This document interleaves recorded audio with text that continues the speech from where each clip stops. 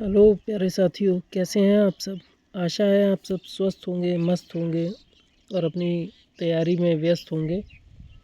साथियों, एक बार फिर आप सबका स्वागत है आपके अपने ऑनलाइन लर्निंग प्लेटफॉर्म पे। साथियों, जैसा कि आप जानते ही हैं कि हम लोग प्रीवियस ईयर के जो क्वेश्चंस हैं यूपी स्पेशली यूपीएसआई में आए हुए, वो सारे प्रीवियस ईयर के क्वेश्चंस का जो रेगुलर प्रैक्टिस सेट है, जिसमें हम 40 क्वेश्चंस हिंदी के और 40 क्वेश्चंस जीएस के करते हैं। तो हाजिर हूँ एक बार फिर से लेकर के वही अपनी सीरीज़, जो स्पेशल हमारे यूपी के भावी दरोगाओं के लिए है। और वैसे कांस्टेबल वगैरह में भी क्वेश्चंस इसी में आते हैं और जीएस का पोर्शन तो कॉमन है, हर जगह आता है। इवन अभी होमगार्ड और लेखपाल की जो परीक्षाएं हैं, तो इनमें भी अब आप जानते ही हैं इनका सिलेबस बिल्कुल चेंज हो गया है और जीएस का ही पोर्शन रह गया है इनमें। तो ऐसा मैं बिल्कुल नहीं कहूँगा कि सिर्फ यूपीएसआई वाले ही इस क्लास को देख सकते हैं। बाकी और भी जो परीक्षाएं हैं, जो लोग कांस्टेबल की तैयारी कर रहे हैं या फिर लेखपाल की तैयारी कर रहे हैं, होमगार्ड की तैयारी कर रहे हैं या किसी भी एग्ज़ाम की तैयारी कर रहे हैं, आप लोग जीएस का पोर्शन तो देख ही सकते हैं। और जिस जिस एग्ज़ाम में हिंदी आती है तो हिंदी हिंदी ही होती है, अब चाहे वो यूपीएसआई की हो या किसी और एग्ज़ाम में आए, इससे बाहर नहीं आएगी, इसी के बेसिस पे आएगी। तो प्रीवियस ईयर क्वेश्चंस लगाते टाइम ये नहीं देखना चाहिए कि यूपीएसआई का है या किस चीज़ का है, क्योंकि previous year question previous year होते हैं, वो टारगेटेड एग्ज़ाम के लिए नहीं होते हैं। किसी भी एग्ज़ाम में जिसमें हिंदी आ रही है आप देख सकते हैं क्लास। और क्लास के अंत में ज़रूर बताएं क्लास कैसी लगी, क्वेश्चंस कैसे लगे। तो ज़्यादा समय ना व्यर्थ करते हुए चलते हैं अपनी आज की क्लास पे और करते हैं अपने 80 क्वेश्चंस का प्रैक्टिस सेट स्टार्ट, जिसमें 40 क्वेश्चंस आपको सामान्य हिंदी से मिलेंगे और बाकी 40 क्वेश्चंस आपको जीएस के पोर्शन के। तो सबसे पहला क्वेश्चन है सामान्य हिंदी से, अपभ्रंश भाषा का काल कौन सा है। तो दोस्तों, सबसे पहले तो ये पता होना चाहिए कि अपभ्रंश का मतलब क्या है। जैसा कि आपको पता होगा कि हमारे प्री हिस्ट्री टाइम में, मतलब बहुत पुराने टाइम में, संस्कृत जो थी, जो हमारी मोस्टली भाषाओं की जननी थी। मतलब पहले संस्कृत भाषा थी प्रचलित, जिसमें लोग बात किया करते थे, पढ़ते थे, लिखते थे। उसके बाद फिर थोड़ा सा संस्कृत का रूप चेंज हुआ तो पाली बन गए, पाली भाषा बनी। पाली से फिर प्राकृत बनी, प्राकृत से फिर अपभ्रंश। अपभ्रंश एक तरह से आप कह सकते हैं बिगड़ा हुआ रूप, भाषा का बिगड़ा हुआ रूप। जैसे आजकल लोग जो हिंदी बोलते हैं, पूरी हिंदी भी नहीं बोलते। हिंदी में कुछ उर्दू, फ़ारसी और न जाने कौन कौन सी भाषाओं के, इंग्लिश के शब्द तक हिंदी में बोलते हैं। तो आज की जो भाषा है वो एकदम मिक्सअप है, आप उसको हिंदी नहीं कह सकते, क्योंकि जब भी कोई बोलता है तो उसमें ना जाने कितने ही वर्ड्स इंग्लिश के इस्तेमाल करता है, कितने उर्दू, कितने फ़ारसी, कितने विदेशी, कितने देसी शब्द इस्तेमाल करता है। तो आजकल कोई एक भाषा नहीं रह गई है, सब मिक्सअप चल रहा है। तो उसी तरह से जो हमारी पहले की प्राकृत और पाली भाषा जो थी, उनमें कुछ और मिक्सअप किए तो बन गया अपभ्रंश। तो वही बोल रहे हैं कि अपभ्रंश भाषा जो चलती थी हमारी, उसका समय क्या था, काल क्या था। तो इसका जो करेक्ट आंसर है वो 500 ईसा से 1000 ईसा तक, ये इसका राइट आंसर है। अगला क्वेश्चन है, बिहारी हिंदी की बोली का नाम क्या है। यानी बिहारी हिंदी की इनमें से कौन सी बोली है, बिहारी हिंदी में कौन कौन सी बोलियां आती हैं। तो इसका जो करेक्ट आंसर है वो है मगही। नेक्स्ट क्वेश्चन है, इनमें से कौन सी भाषा भारोपीय परिवार की भाषा नहीं है। तो इसका जो करेक्ट आंसर है वो मलयालम है।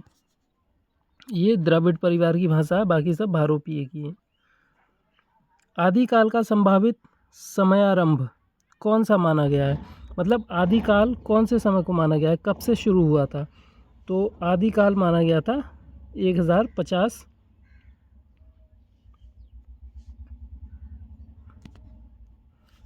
से इसका प्रारंभ माना गया था। अगला क्वेश्चन है, हिंदी साहित्य के प्रथम कालखंड को बीज वपन काल का नाम किसने दिया था? तो वो थे महावीर प्रसाद द्विवेदी जी। अगला क्वेश्चन है 6, निम्नलिखित में से कौन सा शब्द कानन का पर्यायवाची है?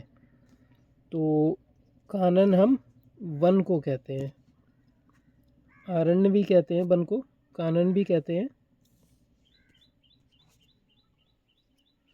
नेक्स्ट क्वेश्चन है 7, निम्न में से कौन सा तद्भव शब्द नहीं है? तद्भव नहीं है मतलब कौन सा तत्सम है, तो इसमें से हमें तत्सम शब्द ढूंढना है।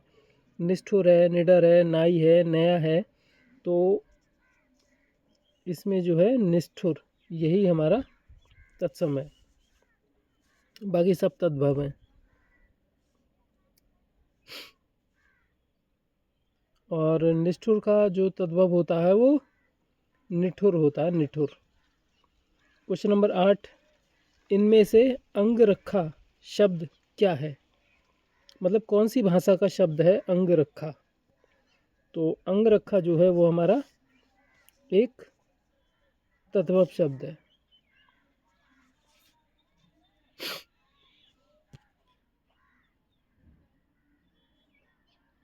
अंगरखा कहते हैं बॉडीगार्ड को। अब है क्वेश्चन नंबर 9, इनमें से कौन सा शब्द तत्सम है? इनमें से तत्सम पूछा गया है। बिच्छू है, सूरज है, वृक्ष है, सावन है, तो पढ़ के ही पता चल रहा है कि वृक्ष जो है हमारा वो तत्सम है, बाकी सब तद्भव है। क्वेश्चन नंबर 10 है, इनमें से कौन सा शब्द शुक्ल का विलोम है? शुक्ल का विलोम यानी उल्टा, शुक्ल पक्ष और कृष्ण पक्ष होता है, ठीक है, तो कृष्ण जो है वो शुक्ल का विलोम है।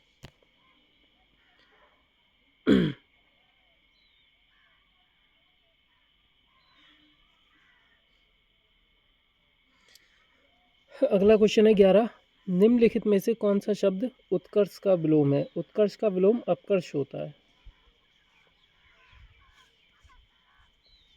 नेक्स्ट क्वेश्चन है, अधिक का विलोम शब्द है? अधिक का न्यून, यानी अधिक मतलब ज़्यादा, न्यून मतलब कम। क्वेश्चन नंबर 13 है, इनमें से कौन सा अंक का एक अर्थ नहीं है? मतलब अंक किसे नहीं कहते इसमें? भाग्य को, चंद्रमा को, चिन्ह को या गोद को? तो इसके जो उत्तर थे वो बी और डी दोनों हैं, भाग्य और चंद्रमा दोनों को ही अंक नहीं कहते।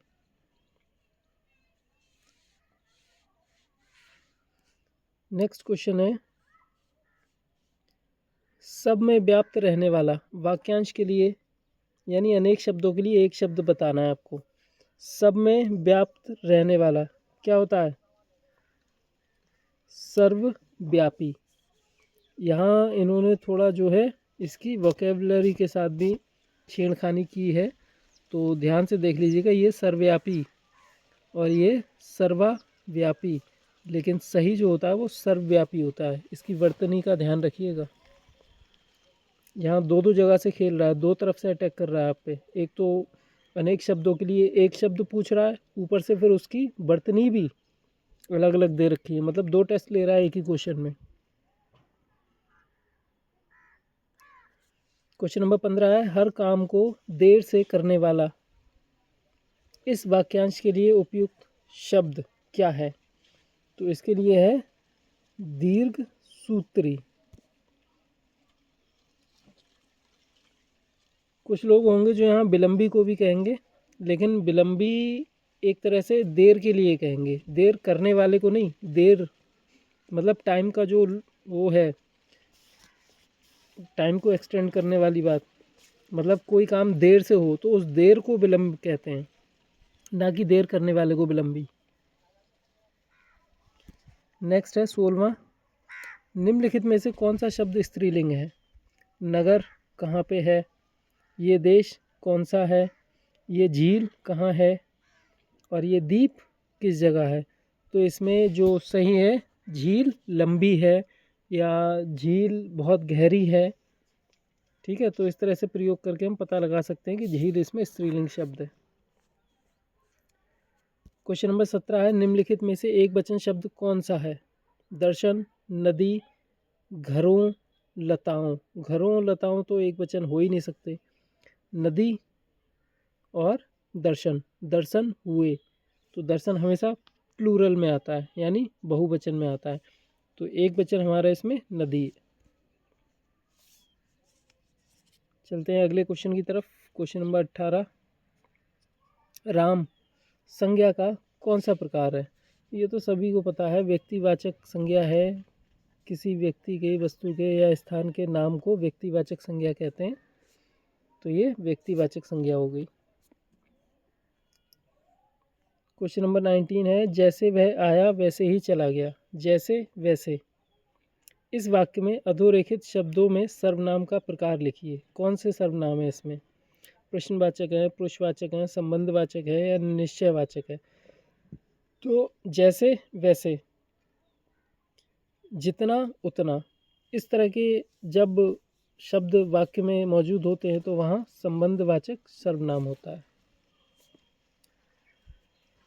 अगला क्वेश्चन है, आप भला तो जग भला, इस वाक्य में रेखांकित शब्द में कौन सा सर्वनाम है? आप मतलब अगर हम भले हैं तो पूरा जग भला है, हम यानी अपने लिए इस्तेमाल कर रहे हैं, तो इसमें हमारा जो सर्वनाम आएगा वो निजवाचक सर्वनाम आ जाएगा। निज यानी अपने लिए इस्तेमाल कर रहे हैं। क्वेश्चन नंबर 21, राम आम खाता है, इस वाक्य में क्रिया का कौन सा प्रकार है? आम खाता है, तो इसमें अगर कर्म है, क्रिया क्या है? खाना, इसके बाद राम क्या है? कर्ता, इसमें आम क्या रह गया फिर? मतलब इस वाक्य में अगर आप ध्यान से देखें तो राम हमारा कर्ता हो गया, क्रिया हो गई खाता, यानी खाने का काम हो रहा है तो क्रिया हो गई खाता, है जो है सहायक क्रिया हो गई, तो आम क्या रह गया? आम जो है मतलब खाने का असर किस पे पड़ेगा? अरे जब आम खाया जाएगा तो आम खत्म हो जाएगा ना भाई, तो खाने का असर तो आम पे ही पड़ेगा, तो आम हमारा कर्म हो गया, तो इसलिए ये जो क्रिया है ये सकर्मक क्रिया है। ठीक है। जिस वाक्य में क्रिया का असर कर्म पे पड़ता हो वो सकर्मक क्रिया होगी, और जिसमें क्रिया का असर खुद कर्ता पे पड़े तो वो अकर्मक क्रिया में आती है। और पूर्वकालिक क्रिया वहाँ होती है जहाँ एक काम को ख़त्म करके तुरंत दूसरा काम शुरू किया जाता है, तो इसका जो करेक्ट आंसर है वो ऑप्शन नंबर ए, सकर्मक क्रिया। नेक्स्ट है 22, मैं बाज़ार जाता हूँ, इस वाक्य में वाच्य का कौन सा प्रकार है, यानी कौन सा वाच्य है इसमें? तो इसमें जो होगा हमारा कृत्यवाच्य होगा। नेक्स्ट है क्वेश्चन नंबर 23, निम्नलिखित में से किस वाक्य में भाववाच्य का प्रयोग हुआ है? तो भाववाच्य की पहचान मैंने बताई थी, इसमें कोई भी व्यक्ति मतलब किसी भी व्यक्ति की समर्थता या असमर्थता का बोध होता है, यानी मैं ये काम कर सकता हूँ या इस काम को नहीं कर सकता हूँ, और इसमें अकर्मक क्रिया का प्रयोग होता है। तो आप देख लीजिए कौन से वाक्य में इसमें भाववाच्य है। दादी से चला नहीं जाता, यानी दादी चलने में असमर्थ है, यहीं पे हो गया असमर्थता का बोध। मोहन ने खाना नहीं खाया, कुलियों ने सामान नहीं उठाया, मैंने दरवाज़ा नहीं खोला, मतलब ये आदतों का वर्णन कर रहे हैं, और पहला वाला वाक्य असमर्थता का बोध करा रहा है।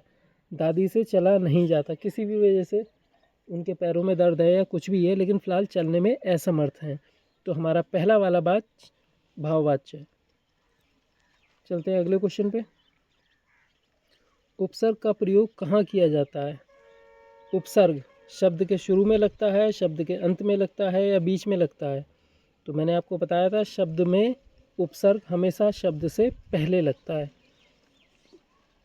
और आदि का मतलब शुरुआती होता है। ये जो वर्ड दिया हुआ है आदि, इसका मतलब होता है शुरू में। ठीक है, तो इससे कंफ्यूज मत होना, और option number C correct answer है इसका। चलते हैं अपने नेक्स्ट क्वेश्चन पे।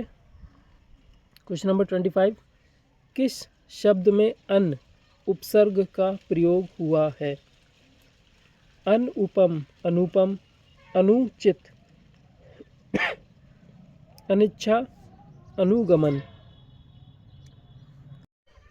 दोस्तों, उस उपसर्ग और प्रत्यय जानने का एक बहुत ही अच्छा तरीका होता है। जो भी शब्द हो आप उसकी संधि बना के देख लीजिए, मोस्टली केसेस सॉल्व हो जाएंगे संधि बनाने से ही। अब जैसे ऑप्शन नंबर बी है,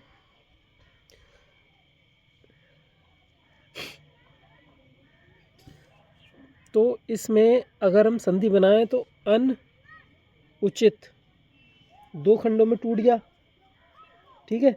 इसके बाद डी अनुगमन, तो अन उगमन।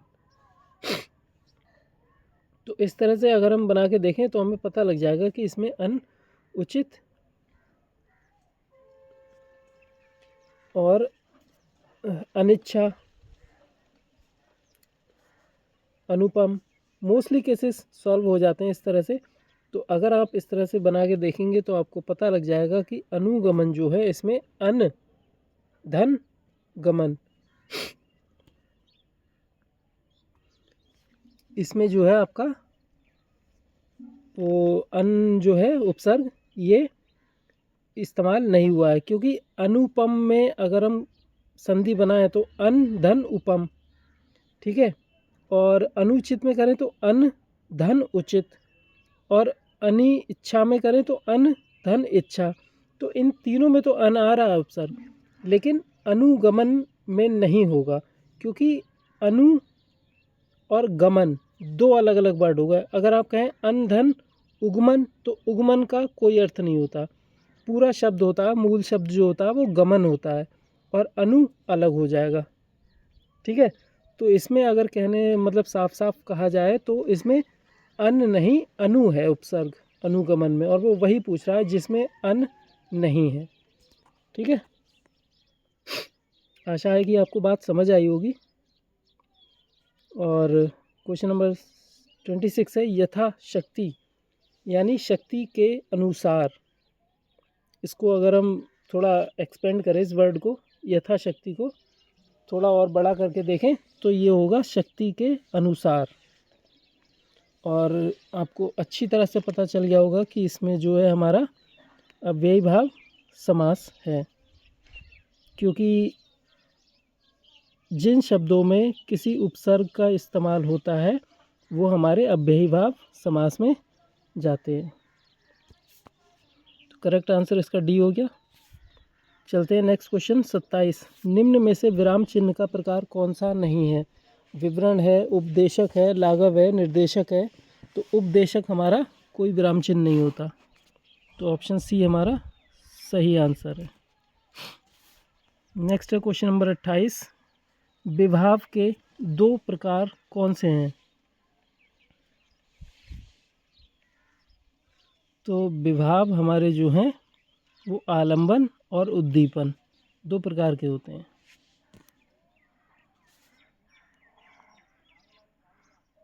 नेक्स्ट क्वेश्चन है 29, सुनी केवट के बैन प्रेम लपेट अटपटे, बिहसे करुणायन चितई जानकी लखन तन में कौन सा छंद है? इसमें छंद का पता लगाना है, कौन सा छंद है। तो इसमें जो छंद है वो है सोरठा। नेक्स्ट क्वेश्चन है 30, बीती विभावरी जागरी, अंबर पनघट में डुबो रही, तारा घट ऊषा नगरी में कौन सा अलंकार है? तो इसमें जो है हमारा वो रूपक अलंकार है। अनुप्रास में आवृत्ति होती है जो इसमें है नहीं, उपमा में तुलना होती है वो भी नहीं है, श्लेष में एक शब्द के साथ 2 अर्थ चिपके होते हैं वो भी नहीं है। तो चौथा बचा हमारा ऑप्शन डी। किसी किसी क्वेश्चन में अगर आपको कन्फ्यूज़न भी हो तो एलिमिनेशन का मेथड यूज़ करके आप आराम से सही आंसर दे सकते हैं, ठीक है। अगर इसमें आपको पता नहीं है कि रूपक अलंकार है तब भी आप एलिमिनेशन मेथड यूज़ कर सकते हैं, क्योंकि अनुप्रास में बार बार आवृत्ति होती है किसी शब्द की या वर्ण की, वो भी नहीं है इसमें। श्लेष में एक शब्द के साथ दो दो अर्थ चिपके होते हैं, वो भी नहीं है इसमें। उपमा में तुलना होती है, तो इसमें तुलना भी किसी प्रकार की नहीं हो रही है, तो ऑप्शन डी हमारा सटीक आंसर है। अब बात आती है आपके पैराग्राफ की। तो एग्ज़ाम में आपको पहले क्वेश्चन देख लेने हैं पैराग्राफ से पहले, और उसके बाद पैराग्राफ को पढ़ना है, लेकिन फ़िलहाल अभी हम प्रैक्टिस कर रहे हैं, तो पहले पैराग्राफ पढ़ लेते हैं। आदिकाल से ही मनुष्य के लिए सबसे समीप मनुष्य है। हम जिसके सुख दुख हंसने रोने का मर्म समझ सकते हैं, उसी से हमारी आत्मा का अधिक मेल होता है। विद्यार्थी को विद्यार्थी जीवन से, कृषक को कृषक जीवन से जितनी रुचि है उतनी अन्य जातियों से नहीं, लेकिन साहित्य जगत में प्रवेश पाते ही यह भेद, यह पार्थक्य मिट जाता है। हमारी मानवता जैसे विशाल और विराट होकर समस्त मानव जाति पर अधिकार पा जाती है। मानव जाति ही नहीं, चर और अचर, जड़ और चेतन सभी उसके अधिकार में आ जाते हैं। उसे मानो विश्व की आत्मा पर साम्राज्य प्राप्त हो जाता है। साहित्य वह जादू की लकड़ी है जो पशुओं में, ईंट पत्थरों में, पेड़ पौधों में विश्व की आत्मा का दर्शन करा देती है।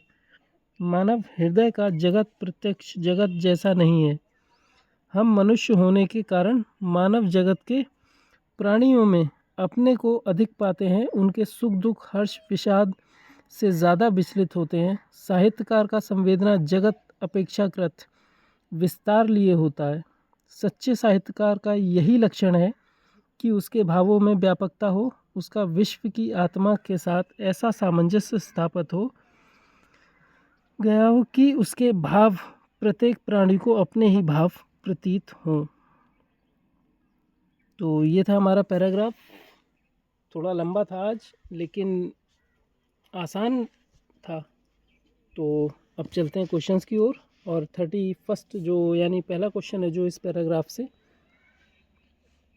वो है मानव भावनात्मक दृष्टि से सर्वाधिक निकट है किसके। पहली लाइन में यही आंसर दिया हुआ, मानव मानव के निकट है।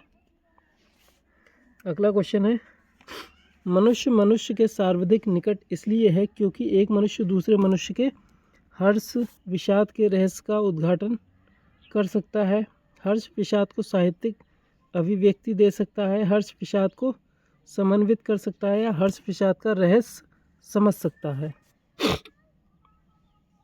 तो इसका जो करेक्ट आंसर है वो डी है। और अगला क्वेश्चन है, वास्तविक साहित्यकार वह है जिसकी भाव व्यक्ति से पाठक का तादात्म्य हो सके, जो विश्वात्मा का ही स्वरूप हो, जिसका अनुभव क्षेत्र विशद व्यापक हो, जो सबसे सुख दुख को अभिव्यक्ति दे सके। तो इसका जो करेक्ट ऑप्शन है वो है option number B. Next question है, खुमान रासो किसकी प्रसिद्ध रचना है। तो आपको अच्छी तरह से पता होगा कि खुमान रासो के जो लेखक हैं वो दलपति विजय हैं।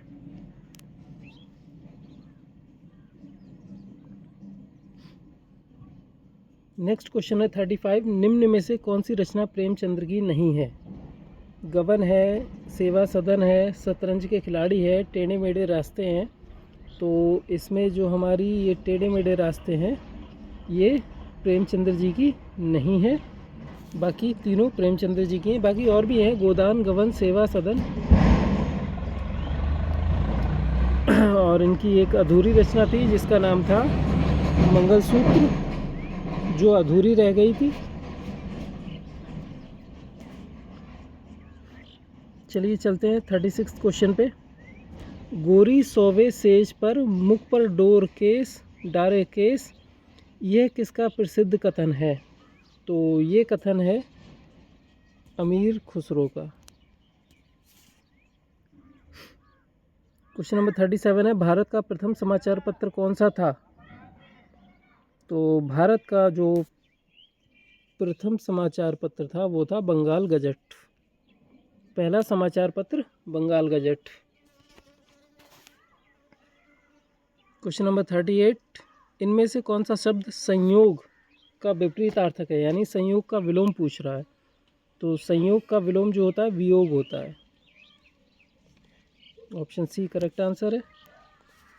अगला क्वेश्चन है 39, इनमें से कौन सी बोली सामान्यतः उत्तर प्रदेश में नहीं बोली जाती है? खड़ी बोली, ब्रजभाषा, अवधी, मैथिली। तो सबको पता है कि मैथिली नहीं बोली जाती यूपी में। और आज के इस हिंदी के प्रीवियस ईयर क्वेश्चंस के सेट का जो लास्ट क्वेश्चन है, क्वेश्चन नंबर 40, प्रतीप अलंकार इनमें से किससे संबंधित है? तो प्रतीप अलंकार इसमें से उपमा अलंकार से संबंधित है। तो ये थे हमारे आज के हिंदी के 40 क्वेश्चंस। और अब शुरू करते हैं सेक्शन जीएस का पोर्शन, जिसमें आपको मूल विधि और बाकी जीएस के और अदर सब्जेक्ट्स मिलेंगे सारे। तो चलिए शुरू करते हैं। तो सबसे पहला क्वेश्चन है हमारा, जब डैश व्यक्ति संयुक्त रूप से लूट करते हैं तब आईपीसी के तहत इसे डकैती की घटना मानी जाती है। तो इसके लिए हमारा जो सटीक आंसर है वो है ऑप्शन नंबर बी, यानी जब 5 या 5 से अधिक लोग मिलके लूट करते हैं तो उसे डकैती कहते हैं। और क्वेश्चन नंबर 2 है, महिलाओं और लड़कियों के लिए अनैतिक तस्करी का दमन अधिनियम सीता वर्ष में अधिनियमित हुआ था, यानी सीता जो एक्ट है वो कौन से ईयर में आया था? तो ये है आपका 1956 में सीता एक्ट आया था। बहुत पुराना एक्ट है और शायद इम्पोर्टेंट भी उतना ही है, तो ध्यान में रखिएगा 1956 सीता एक्ट। और तीसरा क्वेश्चन है हमारा, मानव अधिकार न्यायालय मानव अधिकारों के संरक्षण अधिनियम की धारा में उल्लेखित है, यानी मानव अधिकार का जो न्यायालय है वो मानव अधिकार के संरक्षण अधिनियम में कौन सी धारा में दिया गया है? तो ये है धारा 30, मानव अधिकार न्यायालय धारा 30 में मानव अधिकार एक्ट की। कौन सी धारा में? धारा 30 में। फिर वही PIL का कॉन्सेप्ट आ गया, निम्नलिखित में से कौन सी जनहित याचिका निःशुल्क कानूनी सहायता के अधिकार से संबंधित है? मतलब इसमें कौन सा केस जो था वो निःशुल्क कानूनी सहायता से संबंधित था? तो ये है आपका हुसैन आरा खातून बनाम बिहार राज्य, इसमें कॉन्सेप्ट था निःशुल्क कानूनी सहायता का। हुसैन आरा खातून बनाम बिहार राज्य जो 1979 का एक्ट है। क्वेश्चन नंबर 5, आयकर अधिनियम 1961 यानी इनकम टैक्स एक्ट की बात कर रहा है। इसकी कौन सी धारा में आय शीर्ष वर्गों के तहत वर्गीकृत की गई है? तो मतलब कितने शीर्ष हैं और कौन सी धारा में दी गए हैं? तो ये जो क्वेश्चन है आपका, ये 14 आय वर्गों में और 5 शीर्ष में बांटा गया है। इसको धारा 14 और 5 शीर्ष में आय को बांटा गया है।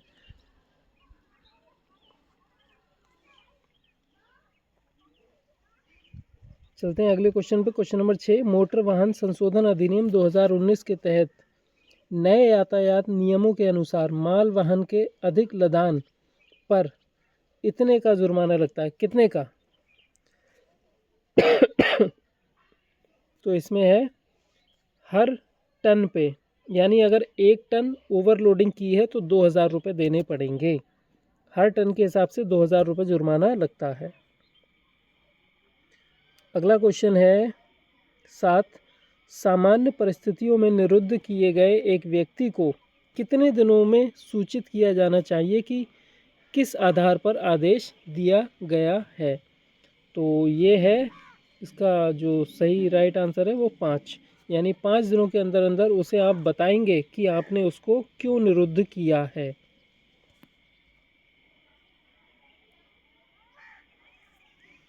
अगला क्वेश्चन है क्वेश्चन नंबर 8, पट्टेदारी यानी पट्टे की भूमि, यानी जो पहले लोगों को ऐसे ही दान में दे दी जाती थी सरकार की तरफ से, जिनके पास ज़मीन नहीं होती थी, उसे कहते हैं पट्टे की भूमि। और भूमि राजस्व के संबंध में कानून निर्मित का संवैधानिक अधिकार किसके पास होता है? स्थानीय निकाय के पास, राज्य और केंद्र सरकार दोनों के पास, केवल केंद्र सरकार के पास या केवल राज्य सरकार के पास। तो ये पट्टे बट्टे की भूमि का जो भी अधिकार है देने का वो राज्य सरकार के पास होता है, केंद्र सरकार का इसमें कोई हस्तक्षेप नहीं होता। क्वेश्चन नंबर 9 है, भारतीय संविधान की प्रस्तावना के पाठ में परिवर्तन करने वाले संवैधानिक संशोधन अधिनियम का नाम बताइए। कौन से संविधान से हमने प्रस्तावना में संशोधन किया था? तो ये है हमारा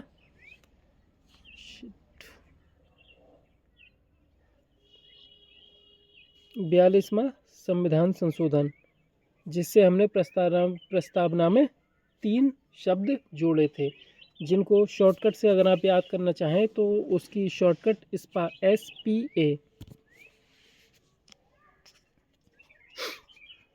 यानी समाजवाद, पंथ निरपेक्ष और अखंडता, ये तीनों शब्द हमने जोड़े थे प्रस्तावना में 42वें संविधान संशोधन से। तो ऑप्शन नंबर सी।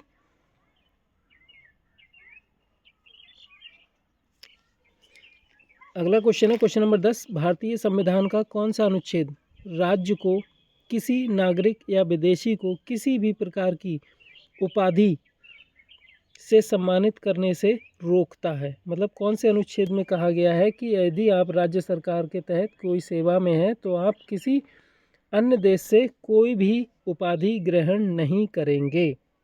तो ये बात कही गई है अनुच्छेद नंबर 18 में, जिसको शॉर्ट में हम उपाधियों का अंत भी कहते हैं।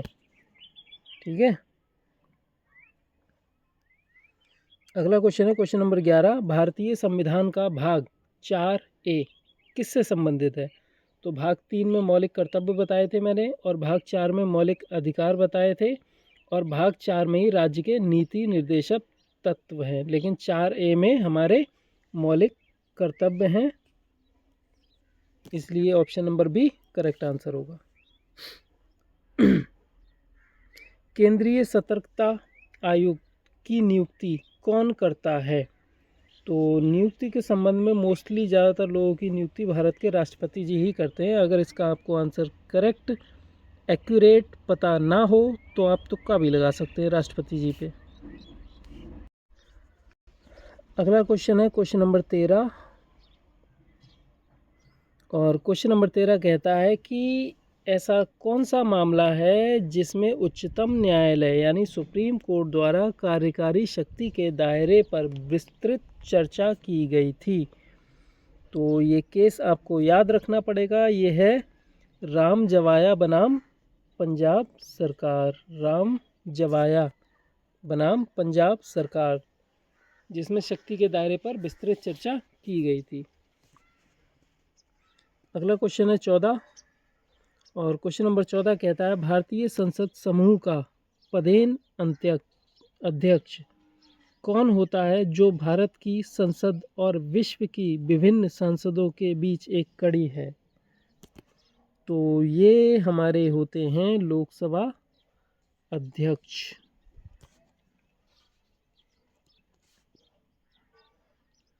अगला क्वेश्चन है 15, गणपूर्ति यानी कोरम यानी संसद की कार्यवाही को आगे बढ़ाने के लिए जिन मिनिमम सदस्यों की ज़रूरत होती है उन्हें कहते हैं कोरम।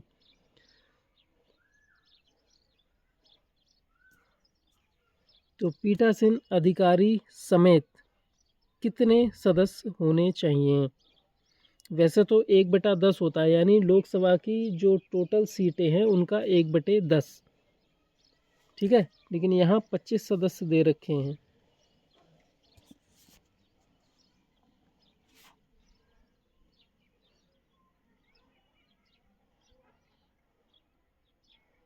और इसमें ये दे भी रखा है, इसका जो नीचे फैक्ट है इसमें दे रखा है 10वां भाग, यानी जो टोटल सीट है उसका 1/10।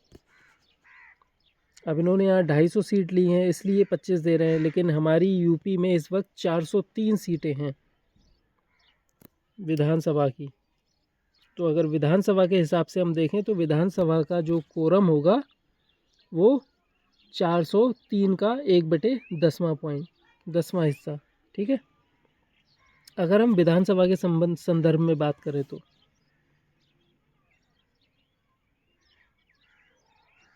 और लोकसभा के संदर्भ में बात करेंगे तो लोकसभा की जो टोटल सीटें उसका 1/10।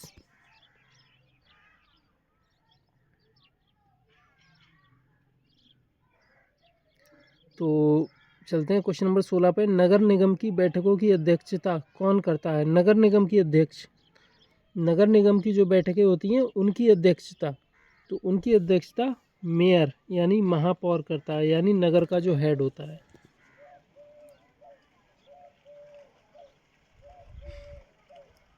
अगला है क्वेश्चन नंबर 17। संघ लोक सेवा आयोग किसके अनुरोध पर किसी राज्य की सभी या किसी भी ज़रूरत को पूरा कर सकता है? तो इसमें जो सॉरी तो जो संघ का हमारा लोक सेवा आयोग होता है, उससे अगर राज्यपाल रिक्वेस्ट करे तो वो उस राज्य के लिए उसकी किसी भी ज़रूरत को पूरा कर सकता है, लेकिन राज्यपाल की रिक्वेस्ट पे।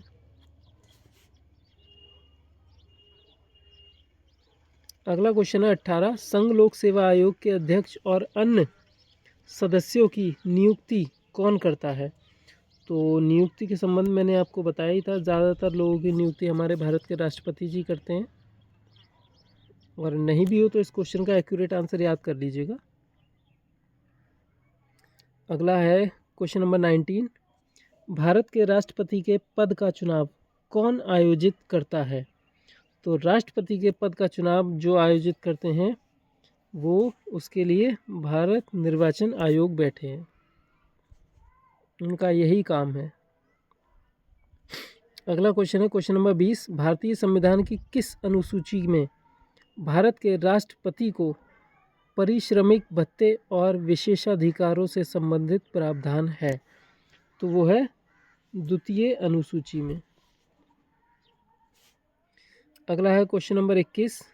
भारतीय संविधान में संशोधन द्वारा वनों और जंगली जंतुओं और पक्षियों की सुरक्षा के विषयों का स्थानांतरण राज्य सूची से संवर्ती सूची में हुआ था। तो ये है 42वें संविधान संशोधन से। 42वें संविधान संशोधन को अपने आप में मिनी कॉन्स्टिट्यूशन कहते हैं। इसमें बहुत सारे कॉन्सेप्ट्स चेंज हुए थे, बहुत सारे बदलाव किए गए थे इस 42वें संविधान संशोधन से, इसीलिए इसे मिनी कॉन्स्टिट्यूशन का जो बोला जाता है। क्वेश्चन नंबर 22 है। क्षेत्रीय परिषद के सर्वमान्य अध्यक्ष कौन होते हैं? क्षेत्रीय परिषद के सर्वमान्य अध्यक्ष, तो इसका जो करेक्ट आंसर है वो है होम मिनिस्टर, यानी सेंटर की संघ के जो गृह मंत्री होते हैं वो क्षेत्रीय परिषद के सर्वमान्य अध्यक्ष होते हैं। अगला क्वेश्चन है क्वेश्चन नंबर 23। किसके आवर्त नियम को संशोधित कर आधुनिक आवर्त सारणी के आधार के रूप में परमाणु क्रमांक को अपनाया गया था? तो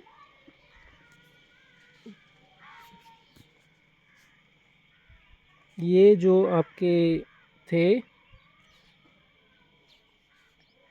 मेंडलीफ की टेबल, जिसमें एटॉमिक नंबर को हमने बेस माना है, उस टेबल में मतलब मॉडर्न पीरियोडिक टेबल में सारे ही मेटल्स, नॉन मेटल्स को और मेटलाइट्स को उनकी जगह पे रखने के लिए जो हमारा बेस मतलब जो आधार है वो एटॉमिक नंबर मेंडलीफ की टेबल से बना है। मतलब ये मेंडलीफ ही थे जिन्होंने कहा था कि आवर्त सारणी में हम सभी तत्वों को उनके उनके एटॉमिक नंबर के हिसाब से रखेंगे।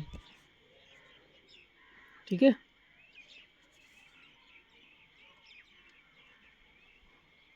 नेक्स्ट क्वेश्चन है। निम्नलिखित में से कौन से सूक्ष्म जीव के कारण प्लेग होता है? प्लेग किससे होता है?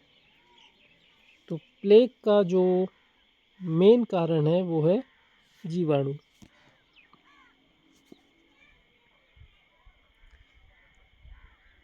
पच्चीस लाइकेन प्रकार के संबंध का एक उदाहरण है। मतलब लाइकेन जो होते हैं वो किस प्रकार का एक संबंध है? तो ये एक सह उपकारिता है। मतलब दोनों मतलब लाइकेन जो दो चीज़ों का मिश्रण होता है वो एक दूसरे से उन्हें कोई ना कोई प्रॉफिट ज़रूर होता है। ठीक है, तो ये सह उपकारिता का एक म्यूचुअलिज्म का रिलेशन है इनमें। कवक और शैवाल के जो मिक्सअप होता है उसी को लाइकेन कहते हैं।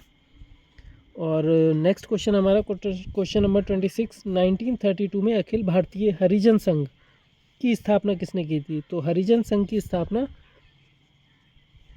महात्मा गांधी जी ने की थी। अगला क्वेश्चन है क्वेश्चन नंबर 27, और 27 है 1951 में तेलंगाना के पोचमपल्ली गांव में गांधीवादी आचार्य विनोबा भावे द्वारा शुरू किए गए स्वैच्छिक भूमि सुधार आंदोलन को कहा जाता है? इसी को हम भूदान आंदोलन कहते हैं। Option number A right answer है।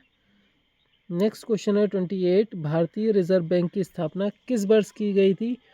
तो भारतीय रिजर्व बैंक यानी आरबीआई की स्थापना 1935 में की गई थी, और 1935 हमारा जो है वो करेक्ट आंसर हो जाएगा।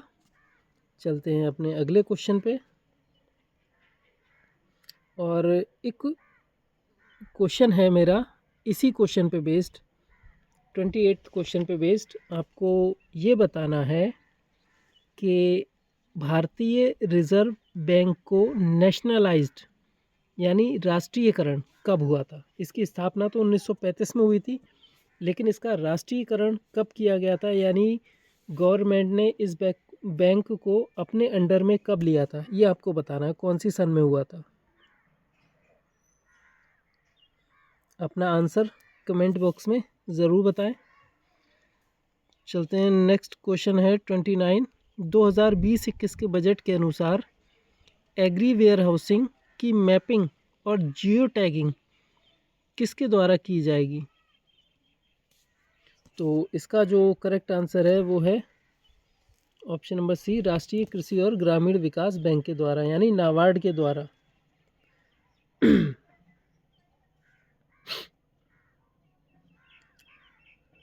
और अगला क्वेश्चन है न्यू डेवलपमेंट बैंक यानी एनडीबी के पहले अध्यक्ष कौन थे? तो एनडीबी के पहले अध्यक्ष के बी कामत साहब थे। और 31वां क्वेश्चन है हमारा, भारत में विदेशी प्रत्यक्ष निवेश यानी फॉरेन डायरेक्ट इन्वेस्टमेंट के कितने मार्ग उपलब्ध हैं? तो फॉरेन डायरेक्ट इन्वेस्टमेंट के 2 मार्ग उपलब्ध हैं।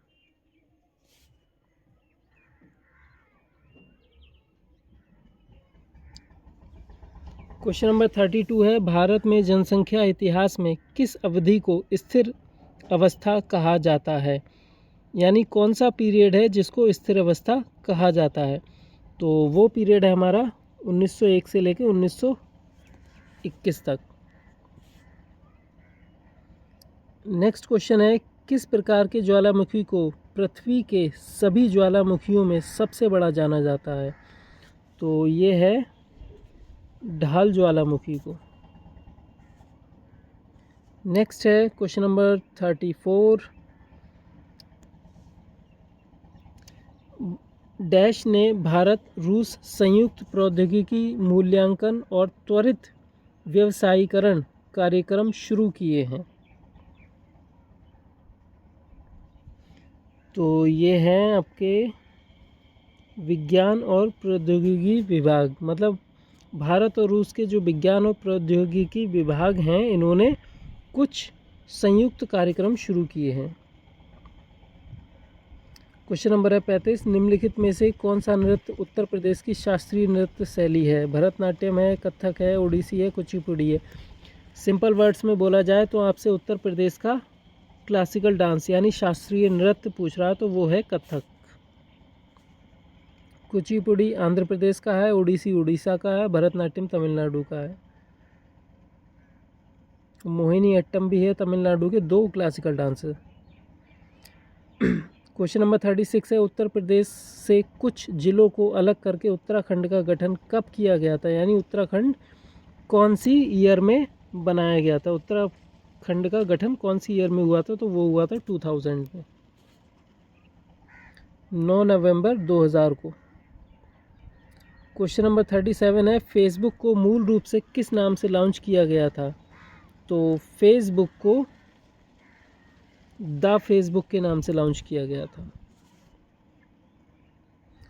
क्वेश्चन नंबर 38 है, XLSX का एक्सटेंशन नेम क्या है, वेब पेज है, माइक्रोसॉफ्ट एक्सेल है, ओपनिंग ऑफिस डॉक्यूमेंट्स है, या टेक्सटाइल फाइल्स है। तो इसका जो एक्सटेंशन नेम है XLSX था, इसको कहते हैं माइक्रोसॉफ्ट एक्सेल को। शॉर्टकट लिखा हुआ भी आता है, जब भी आप माइक्रोसॉफ्ट एक्सेल का यूज़ करें तो XLSX आता है शॉर्टकट। नेक्स्ट है आपका क्वेश्चन 39, ट्रोजन हॉर्स एक है, ट्रोजन हॉर्स क्या चीज़ है, तो ये है दुर्भावनापूर्ण यानी गलत उद्देश्य से बनाया गया कोई प्रोग्राम, जिसे हम वायरस भी कहते हैं। ठीक है, ये कंप्यूटर वायरस है जो गलत भावना से बनाया जाता है आपके कंप्यूटर से कोई जानकारी चुराने के लिए। और अगला क्वेश्चन है आपका 40, जो आज का लास्ट क्वेश्चन है, और ये पूछ रहा है, निम्नलिखित में से किस संस्थान ने एमिशन गैप रिपोर्ट 2020 जारी की है, संयुक्त राष्ट्र पर्यावरण कार्यक्रम, या जलवायु परिवर्तन, या संयुक्त राष्ट्र फ्रेमवर्क कन्वेंशन, प्रकृति के लिए विश्वव्यापी निधि, या जलवायु परिवर्तन का अंतर सरकारी पैनल।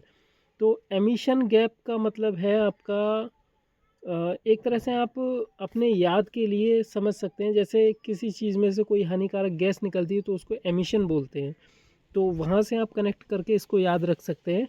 और ये जो है करेक्ट आंसर इसका ऑप्शन नंबर ए है, संयुक्त राष्ट्र पर्यावरण कार्यक्रम ने जारी की है ये एमिशन गैप रिपोर्ट। ठीक है, संयुक्त राष्ट्र पर्यावरण कार्यक्रम ने।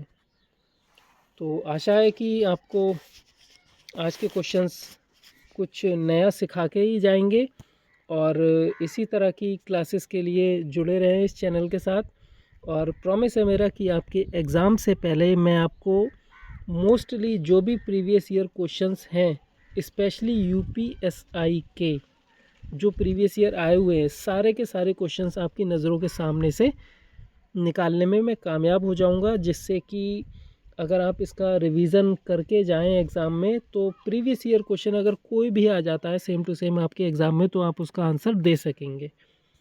तो इसी अच्छी बात के साथ आज की क्लास को यहीं ख़त्म करते हैं, और मिलते हैं अपनी आगे आने वाली क्लास में। तब तक के लिए स्वस्थ रहिए, मस्त रहिए, और अपनी पढ़ाई में व्यस्त रहिए।